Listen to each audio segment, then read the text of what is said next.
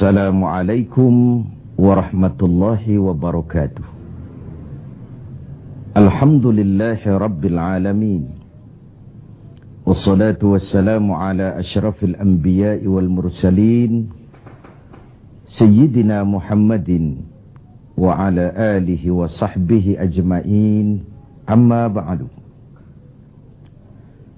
Saudara-saudara sebangsa, setanah air dan sekeyakinan yang berbahagia. Data-data terakhir yang sampai kepada kita membuat kita sebagai bangsa semakin prihatin. Walaupun tentu tidak membuat kita jadi pesimis, seraya kita tetap memberikan penghormatan dan penghargaan kepada upaya-upaya yang telah dilakukan oleh pemerintah kita. Data itu adalah 3/5 dari jumlah penduduk kita hidup di bawah garis kemiskinan. Ini artinya apa? 60% dari 210 juta rakyat kita hidup di bawah garis kemiskinan dan 20% diantaranya dalam kemiskinan mutlak. Berbagai macam komentar orang, ada yang tetap dalam alur rasional memberikan analisa kenapa dan mengapa ini terjadi. Ada yang berpendapat kurang kompaknya tim ekonomi kita. Ada yang bilang karena korupsi masih merajalela. Ada yang bilang rendahnya upaya untuk law enforcement. Ada yang lebih cenderung mencari kambing hitam, menyalahkan masa lalu. Namun realitasnya kemiskinan itu tetap berjalan, tetap berlangsung. Sementara kita harus melakukan upaya-upaya di dalam alur kebersamaan terhadap kondisi yang dihadapi oleh mayoritas bangsa kita ini. Pada jumpa ini saya ingin menyampaikan sebuah hadis yang diriwayatkan oleh Imam Al-Hakim. Rasulullah sallallahu alaihi wasallam bersabda, "Arba'un man kunna fihi nasyarallahu rahmatuh wa adkhalahu jannatuh." Ada 4 hal. Siapa saja yang mempunyai keempat hal ini, Allah akan pancarkan rahmat kepadanya. Allah akan pancarkan kasih sayang kepadanya dan dimasukkannya orang itu ke dalam surga. Mari kita lihat semoga kita termasuk salah satu saja dari 4 hal yang dibicarakan ini. Yang pertama, man awa miskinan. Orang yang memberikan perlindungan, memberikan tempat tinggal, menaungi orang-orang yang miskin. Allah melebihkan rizki sebagian kita dari yang lain, agar dalam hidup terjadi take and give. Karena bagaimanapun kita ini saling memerlukan. Tidak ada orang hebat yang bisa hidup sendirian. Betapa dan siapapun kita memerlukan yang lain. 60% rakyat kita hidup di bawah garis kemiskinan dan bukan mereka punya mau. Padahal subhanallah, kita diberikan negara yang begini kaya, hijau, ranau, subur, makmur. Bumi kita mengandung gas, batu bara, minyak, laut kita kaya, hutan kita kaya, negara kita kaya, dan penduduk kita miskin. What's wrong? Tapi pertanyaan ini bisa mengundang berbagai macam polemik. Oleh karena itu, saya ingin mengetuk hati kita semua. Allah akan memancarkan rahmatnya kepada orang-orang yang santun, berpihak kepada orang-orang miskin. Hukum sering tidak berpihak kepada kemiskinan. Kebenaran sering tidak berpihak kepada kemiskinan. Sehingga dengan demikian, tersudutlah dia di pojok-pojok kehidupan. Padahal ini masalah kita bersama. Sementara Rasul dengan tegas memperingatkan, "Wallahu fi aunil abdi, madamal abdu fi auni akhihi."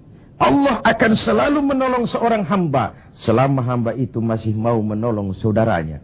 Jikalau kita sudah tidak punya kepedulian kepada saudara-saudara kita yang hidup di bawah garis kemiskinan, Jikalau kita biarkan mereka meratap dalam keputusasaan, jangan heran Allah juga tidak akan pernah peduli dengan kita. Sementara kemalangan apa yang lebih besar dalam hidup ini kalau Allah sudah tidak mau peduli dengan kita lagi. Rumah-rumah singgah tetap diperlukan. Pemandangan sehari-hari kita lihat anak-anak kita dalam usia sekolah terpaksa harus berjemur panas terik, terguyur hujan, tidur di tepi-tepi jalan oleh karena tekanan kehidupan, oleh karena sulitnya lapangan pekerjaan, oleh karena kemiskinan-kemiskinan yang dialami. Dan itu semua menjadi tanggung jawab kita untuk berbagi dalam kondisi yang seperti ini. Saudara-saudara sebangsa, setanah air, dan seiman yang tercinta. Dengan semangat ini, boleh jadi baju di rumah kita sudah tidak ada artinya. Tetapi ketika kita berikan kepada mereka, akan jadi besar artinya buat mereka. Sementara di rumah kita sendiri, kita sudah hampir lupa ada baju itu. Tidak tersentuh sama sekali. Beratkah kita memberikan sesuatu yang di tangan kita sudah tidak begitu berarti? Sementara akan jadi pengarti yang paling besar bagi orang lain. Satu sisi ada orang sakit perut karena kekenyangan. Sisi lain orang merintih karena kelaparan. Tidak bisakah kita menyisihkan sebagian saja supaya kita tidak berlebihan dan tetap sehat. Sementara yang lain juga tetap tidak merintih kelaparan karena kekurangan makan. Kemiskinan merupakan musuh kita yang paling utama. Dan biang keladinya adalah belum stabilnya perekonomian kita. Penyebabnya bisa bermacam-macam. Karena kurang kompaknya tim ekonomi kita, iya. Karena warisan hutang, iya juga. Baik hutang pemerintah maupun hutang swasta. Karena orang-orang para pemimpin kita belum mampu melakukan terobosan-terobosan ekonomi yang menggembirakan. Iya juga. Tapi rakyat kita sesungguhnya. Kita lihat. Di lintasan pintu kereta. Itu kadang-kadang penjaga pintu juga. Kereta masih di mana-mana. Pintu sudah ditutup. Panjang sekali antrian itu. Truk, bus, sopir-sopir keringetan. Setengah jam nunggu kereta mau lewat. Ketika lewat keretanya memang 11 gerbong, panjang sekali. Si sopir truk, si sopir bus, si kenek yang kekeringatan itu, pantas saja lama kita menunggu sampai keringetan. Keretanya yang lewat panjang betul. Ada kepuasan batin. Sebaliknya bayangkan, sudah setengah jam nunggu keringetan, kepanasan, haus, mencekik leher. Antrian mobil panjang di lintasan pintu kereta. Begitu lewat, yang lewat ini cuma lokomotif. Nyumpah-nyumpah kenek-kenek sopir sialan. Dikira apa setengah jam kita nunggu cuma begitu yang mau lewat. Ini artinya apa? Secara psikologis, rakyat kita ini mau menunggu. Rakyat kita ini mau berkorban. Rakyat kita ini mau memberikan apa yang mereka bisa. Untuk sesuatu yang besar. Untuk sesuatu yang monumental. Untuk sesuatu yang bisa merubah keadaan mereka. Jangan biarkan rakyat kita menunggu dengan kecewa. Karena begitu lama menunggu yang lewat cuma lokomotif. Cuma kepala kereta yang lewat. Mereka merasa penantian setengah jam sia-sia. Pengorbanan peras keringat. Haus mencekik leher. Jadi konyol ketika yang lewat cuma sebuah lokomotif. Begitulah. Kadang kita masih terkontaminasi oleh pola lama. Sebagian dari pemimpin kita masih memandang bahwa jabatan itu fasilitas dan kekuasaan. Lebih celaka lagi bahwa jabatan adalah jalan pintas untuk menuju kaya. Merasa giliran. Kemarin kan giliran kamu, sekarang giliran saya. Sepanjang jabatan masih dianggap sebagai fasilitas dan kekuasaan. Apalagi jalan pintas untuk menuju kaya, itu rampok. Negara sedang sakit. Ini musim kerja bakti. Pesta sudah selesai. Ini saatnya kita cuci piring. kita, dalam artian seluruh komponen bangsa, ya birokratnya, ya teknokratnya, ya ekonomnya, ya agamawannya, ya politisinya, semua kita. Ini merupakan tanggung jawab kita secara bersama-sama. Man awa miskina, orang yang santun kepada orang-orang yang miskin. Memberikan tempat bernaung, tempat tinggal. Mendidik, memberikan kesempatan pendidikan kepada anak-anak mereka. Sehingga anak-anak itu, yang juga anak-anak kita, punya hak menatap hari esok dengan pasti. Punya hak menggantungkan harapan dan cita-cita. Seperti juga anak-anak lain punya harapan dan punya cita-cita. Marilah kita semua menyadari, hidup ini sebuah putaran menunggu giliran. Dan jabatan adalah amanah. Sementara menyia-nyiakan amanah adalah khianat. Lebih jauh dari itu, agama mengajarkan apapun yang kita miliki dalam hidup ini sebuah titipan. Harta titipan. Jabatan titipan. Ilmu pengetahuan titipan. Kalau titipan harus disikapi dengan dua. Pertama, titipan harus dijaga baik-baik. Masa ada orang datang ke rumah saya, Pak, saya titip mobil sebentar. Oh, silakan. Saat mobil diambil, kacanya pecah, bempernya penyok, rebannya kempes, knalpotnya hilang, marah yang punya. Saya cuma titip, kenapa tidak dijaga baik-baik? Begitulah Allah menitipkan jabatan kepada kita. Saat nanti diambil jabatan itu berlumur korupsi, berlumur kezoliman, tipu daya, trik, rekayasa. Tentu marah yang menitip ini. Kau harus bertanggung jawab. Ini kan titipan. Kenapa tidak dijaga baik-baik? Harta titipan. Malahan, kalau saudara diberikan ilmu, pertanyaan akhirat cuma satu. Ilmumu kau amalkan untuk apa? Diberikan kita usia yang panjang, pertanyaan akhirat juga cuma satu. Usiamu kau habiskan di mana? Tapi diberikan kita harta, pengadilan akhirat akan bertanya dua. Hartamu kau dapat dari mana? Kau belanjakan kemana? Depan dan belakangnya ditanya, dari mana dan kemananya. Itu sebabnya Rasulullah berpesan, hasibu anfusakum qabla an tuhasabu. Hitung dirimu sebelum Allah yang menghitungnya.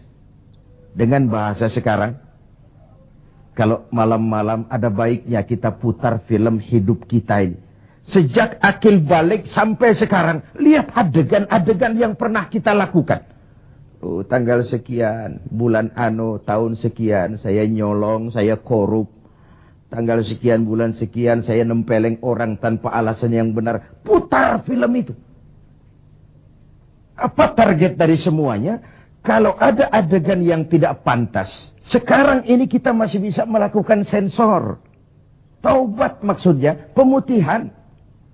Ada suara yang kurang jelas, masih bisa dubbing.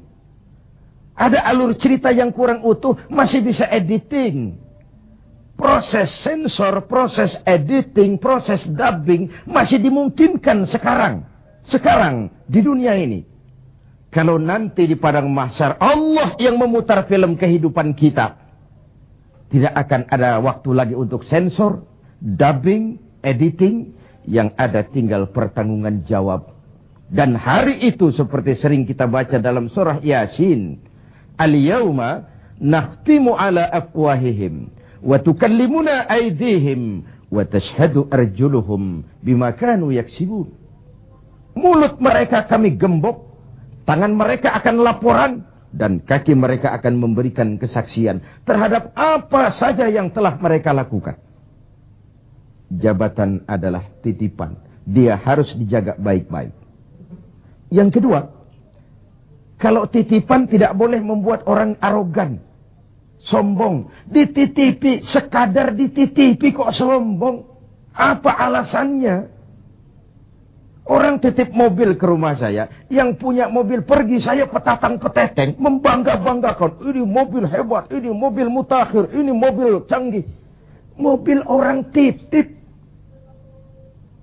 Begitulah kita. Ini jabatan. titipan. Kenapa harus sombong? Ini harta, titipan. Kenapa mesti sombong? Ini ilmu pengetahuan, titipan. Kenapa harus sombong? Titipan tidak perlu membuat kita jadi arogan. Bahkan kalau dia jabatan itu top, kata orang Belanda, Leiden is Louden. Memimpin adalah jalan menderita. Pemimpin adalah orang yang kesepian. Di dunia diikat dengan berbagai macam aturan. Di akhirat akan dibuka perkaranya yang besar-besar. Kesepian karena pada dasarnya pemimpin mengorbankan privasinya. Bahkan keluarganya. Seorang presiden, seorang wakil presiden tidak punya anak, tidak punya ibu, tidak punya bapak, tidak punya paman. Yang punya paman itu pribadinya. Kalau presiden punya anak, lalu anak-anaknya jadi warga negara kelas 1, ikut-ikut ngurus negara, kan ini penyakit kita. Biarkan pemimpin sebagai pemimpin. Karena memimpin adalah jalan menderita. Dan pemimpin pada umumnya orang-orang yang kesepian. Ini musim kerja bakti. Hanya dengan semangat kebersamaan, ke atas saya mengingatkan, ke bawah saya mengimbau. Mari kita berbagi rasa dengan saudara-saudara kita yang hidup di bawah garis kemiskinan. Karena bukan saja ini tanggung jawab nasional, tapi juga tanggung jawab keagamaan. Seorang muslim baru sempurna imannya jikalau dia merasakan apa yang dirasakan oleh tetangga sebelahnya. Bahkan tidak sempurna iman kamu jikalau kau tidur dalam perut kenyang, sementara tetanggamu merintih kelaparan. Belum sempurna imanmu. Begitu kepekaan Islam sampai iman dijadikan taruhan terhadap perbaikan nasib orang-orang miskin.